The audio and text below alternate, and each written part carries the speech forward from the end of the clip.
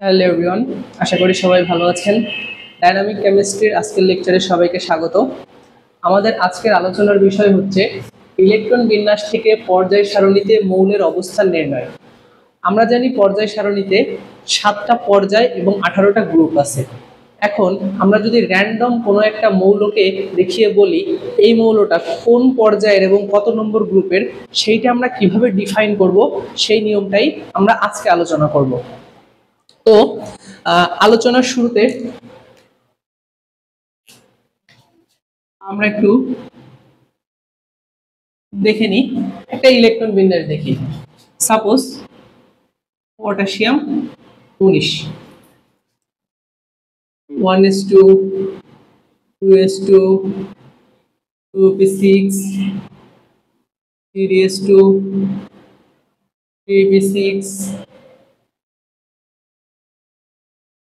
4s1। Potassium 19, এটার electron বিন্যাস হচ্ছে 1s2, 2s2, 2p6, 3s2, 3p6, 4s1। কোন মৌলের ইলেকট্রন বিন্যাসের সর্ববহিস্থ বা সবথেকে বাইরের প্রধান শক্তি স্তর নম্বরই হচ্ছে ওই মৌলের পর্যায় নম্বর। তো পটাশিয়াম 19 এর ইলেকট্রন বিন্যাসের সর্বশেষ প্রধান শক্তি স্তর নাম্বার হচ্ছে 4, বা সর্ববহিস্থ বা সর্বশেষ ইলেকট্রনটা প্রধান শক্তি স্তর 4 এ প্রবেশ করছে। তো দ্যাটস ওয়াই এর পর্যায় নম্বর 4, 4th পিরিয়ড।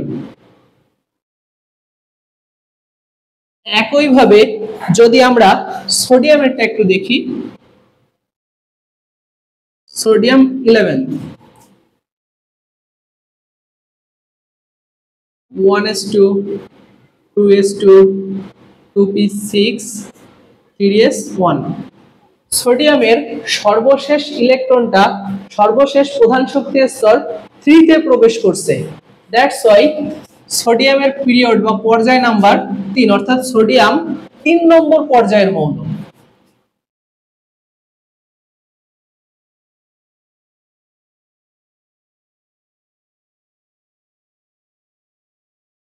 ক্যালসিয়ামেরটা আমরা যদি একটু দেখি,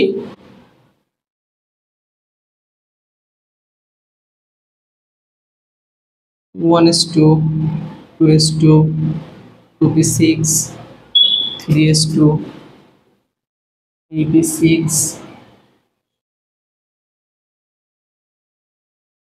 4s2।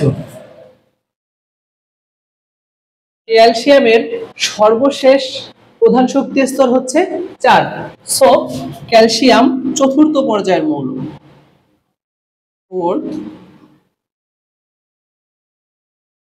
তো আমরা কিন্তু খুব সহজেই মৌলের পর্যায় নম্বর, র্যান্ডম কোনো একটা মৌলের পর্যায় নম্বর বের করা শিখে গেছি।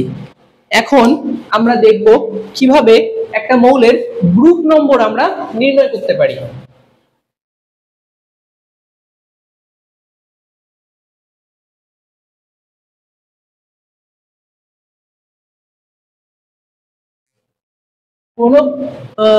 কোন মৌলের বা কোন পরমাণুর গ্রুপ নম্বর নির্ণয়ের ক্ষেত্রে 3টা রুলস রয়েছে আমাদের বইয়ে। রুলস 3টা হচ্ছে: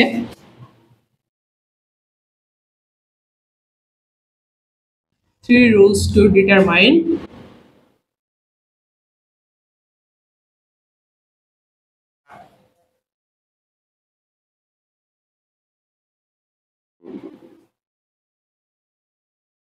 রুলস 3টা আমরা একটু দেখি। যদি কোন পরমাণুর ইলেকট্রন বিন্যাসের সর্বশেষ শক্তি স্তরে s অরবিটাল থাকে, কোন পরমাণুর ইলেকট্রন বিন্যাসের সর্বশেষ শক্তি স্তরে যদি সর্বশেষ প্রধান শক্তি স্তরে যদি শুধুমাত্র s অরবিটাল থাকে, তাহলে ওই s অরবিটালের থাকা ইলেকট্রন সংখ্যাই ওই পরমাণুর গ্রুপ নম্বর। লাইক আমরা যদি একটু উদাহরণ দিয়ে দেখি, hydrogen 1s1, helium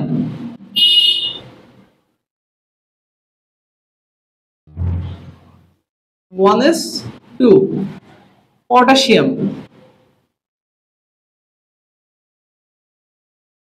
1s2 2s2 2p6 3s2 3p6 4s1 আমরা এই ইলেকট্রন বিন্যাসগুলো থেকে দেখতে পাই সর্বশেষ শক্তি স্তরে শুধুমাত্র s অরবিটালই আছে। এক্ষেত্রে হাইড্রোজেনের সর্বশেষ প্রধান শক্তি স্তর 1, হিলিয়ামের সর্বশেষ প্রধান শক্তি স্তর 1 এবং পটাশিয়ামের সর্বশেষ প্রধান শক্তি স্তর 4, যেখানে s ছাড়া p d f বাকি তিনটা অরবিটাল নেই। এই ধরনের কেসের ক্ষেত্রে পর্যায় নাম্বার তো আমরা জানি সর্বশেষ প্রধান শক্তি স্তর নম্বরই হচ্ছে পর্যায় নম্বর। কিছুক্ষণ আগে যেটা আমরা বলেছি হাইড্রোজেনের ক্ষেত্রে পর্যায় বা পিরিয়ড 1 এবং গ্রুপ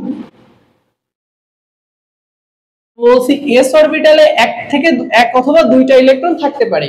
s অরবিটালে যে কয়টা ইলেকট্রন থাকবে সেই ইলেকট্রন নাম্বারই হচ্ছে গ্রুপ নম্বর।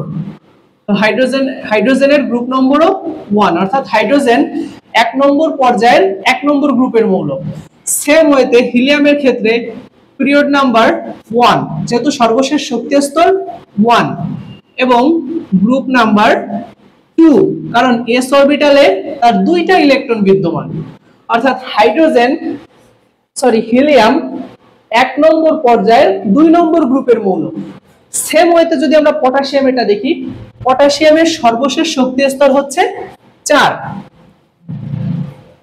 অর্থাৎ পিরিয়ড নাম্বার পটাশিয়ামের ক্ষেত্রে আমি একটু এখানে লিখি, পটাশিয়ামের ক্ষেত্রে পর্যায় নাম্বার 4, কারণ সর্বশেষ শক্তি স্তর বা সর্বশেষ প্রধান শক্তি স্তর হচ্ছে 4 এবং প্রধান শক্তি স্তরে শুধু s অরবিটাল আছে। s অরবিটাল থাকলে s অরবিটালের ইলেকট্রন সংখ্যাই হচ্ছে ওই পরমাণুর গ্রুপ নাম্বার। তাহলে পটাশিয়ামের গ্রুপ নাম্বার হচ্ছে 1। এটা ছিল আমাদের তিনটা রুলসের রুলস 1। সর্বশেষ প্রধান শক্তি স্তরে যদি s অরবিটাল থাকে, ওই s অরবিটালের ইলেকট্রন সংখ্যাই হচ্ছে পরমাণুর গ্রুপ নাম্বার। এখন আমরা আসি রুলস 2 তে।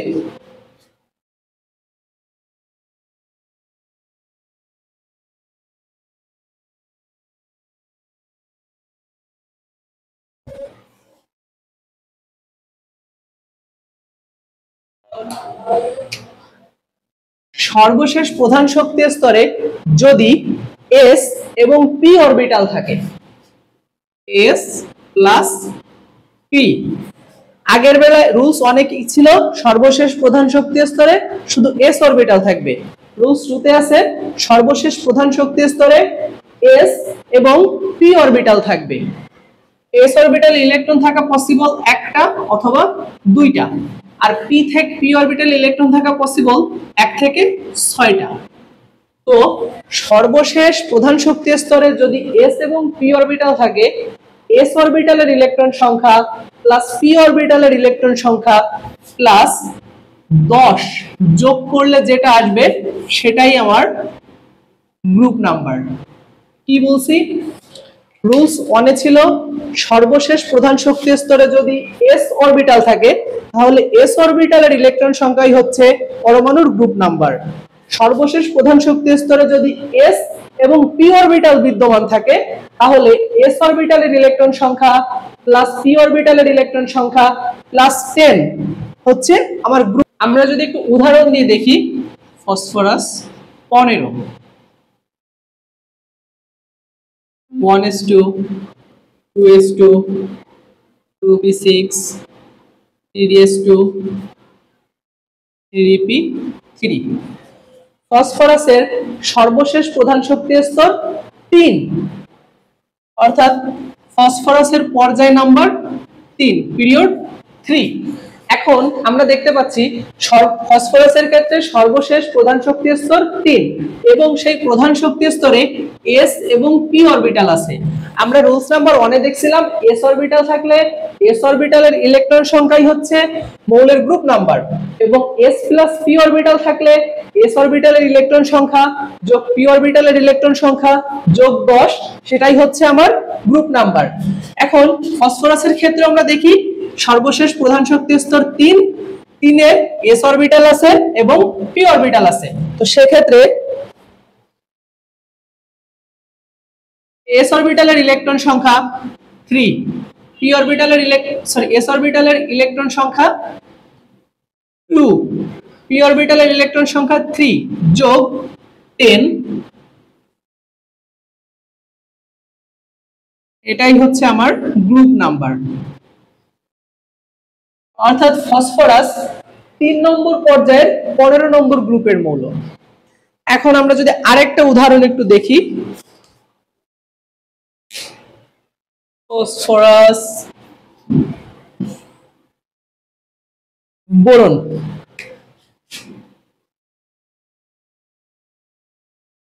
one is to 2 is to 2p6, sorry 1 is to 2 is to 2p1। বোরনের ক্ষেত্রে সর্বশেষ প্রধান শক্তি স্তর হচ্ছে আমার 2, অর্থাৎ বোরনের পর্যায় নাম্বার 2, এবং সর্বশেষ প্রধান শক্তি স্তরে শুধুমাত্র s এবং p অরবিটালই বিদ্যমান, অর্থাৎ রুলস নাম্বার 2 এর অন্তর্ভুক্ত। তাহলে s অরবিটালের ইলেকট্রন সংখ্যা 2, p অরবিটালের ইলেকট্রন সংখ্যা 1, সাথে যোগ হবে 10 সমান 13। এইটাই হচ্ছে আমার গ্রুপ নাম্বার। অর্থাৎ বোরন 2 নম্বর পর্যায়ের 13 নম্বর গ্রুপের মৌল।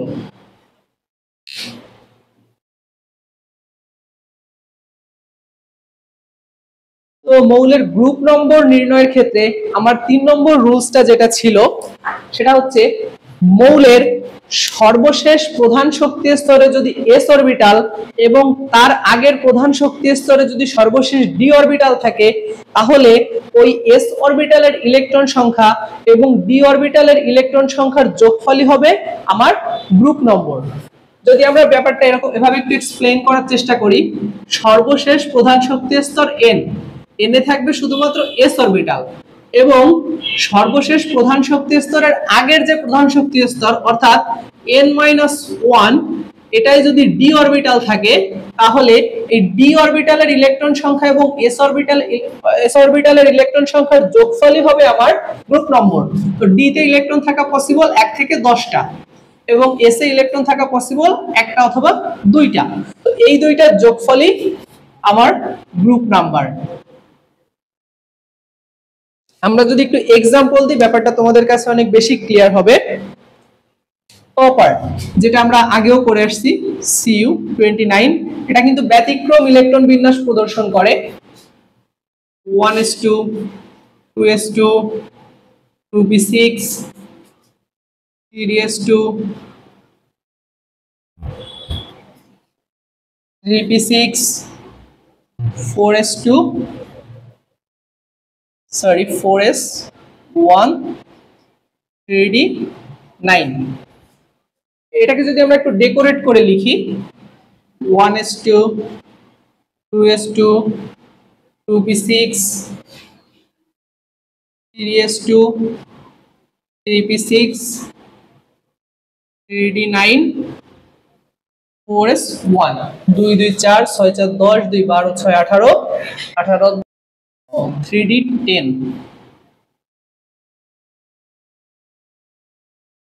সরি। তো কপারের ইলেকট্রন বিন্যাসে দেখা যাচ্ছে সর্বশেষ প্রধান শক্তি স্তর আছে 4, অর্থাৎ n = 4, এবং সর্বশেষ প্রধান শক্তি স্তরে s অরবিটাল বিদ্যমান, এবং তার আগের প্রধান শক্তি স্তরে d অরবিটাল বিদ্যমান। তো 4 n-1 দিলে হয় 3, এটা হচ্ছে n-1। তাহলে n is 1, n-1 into d 10। তাহলে কপারের গ্রুপ নম্বর কত হবে? ডি এর মোট ইলেকট্রন 10 যোগ এস এর মোট ইলেকট্রন 1 অর্থাৎ 11, অর্থাৎ কপার 11 নম্বর গ্রুপের মৌল এবং কপারের সর্বশেষ শক্তি স্তর হচ্ছে 4, অর্থাৎ কপারের পিরিয়ড বা পর্যায় নাম্বার হচ্ছে 4, অর্থাৎ কপার চতুর্থ পর্যায়ের 11 নম্বর গ্রুপের মৌল। সো আমরা দেখলাম ইলেকট্রন বিন্যাস থেকে পর্যায় সারণীতে মৌলের অবস্থান আমরা কিভাবে নির্ণয় করব, অর্থাৎ ইলেকট্রন বিন্যাসের মাধ্যমে কিভাবে মৌলের পর্যায় নম্বর এবং গ্রুপ নম্বর আমরা ডিফাইন করব। আমি যদি মোটা দাগে একটু বলে যাই যে কোন মৌলের ইলেকট্রন বিন্যাসের সর্বশেষ প্রধান শক্তি স্তর নম্বরই হচ্ছে ওই মৌলের পর্যায় নম্বর, এবং গ্রুপ নম্বর নির্ণয়ের ক্ষেত্রে আমাদের তিনটা রুলস ছিল। রুলস নাম্বার 1 ছিল যে সর্বশেষ প্রধান শক্তি স্তরে যদি শুধু এস অরবিটাল থাকে, ওই এস অরবিটালের ইলেকট্রন সংখ্যাই হচ্ছে মৌলের গ্রুপ নম্বর। সর্বশেষ প্রধান শক্তি স্তরে যদি এস এবং পি অরবিটাল থাকে, ওই এস অরবিটালের ইলেকট্রন সংখ্যা যোগ পি অরবিটালের ইলেকট্রন সংখ্যা যোগ 10 হবে আমাদের গ্রুপ নম্বর।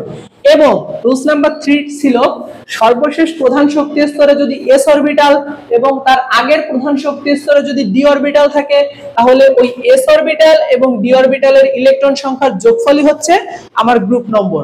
তো আশা করি সবাই ইলেকট্রন বিন্যাস থেকে পর্যায় সারণীতে আমরা কিভাবে মৌলটা ডিফাইন করব, যে এটা কত পর্যায়ের কত নম্বর পর্যায়ের কত নম্বর গ্রুপের মৌল, সেটা খুব ভালোভাবে বুঝতে পারছি। ধন্যবাদ সবাইকে।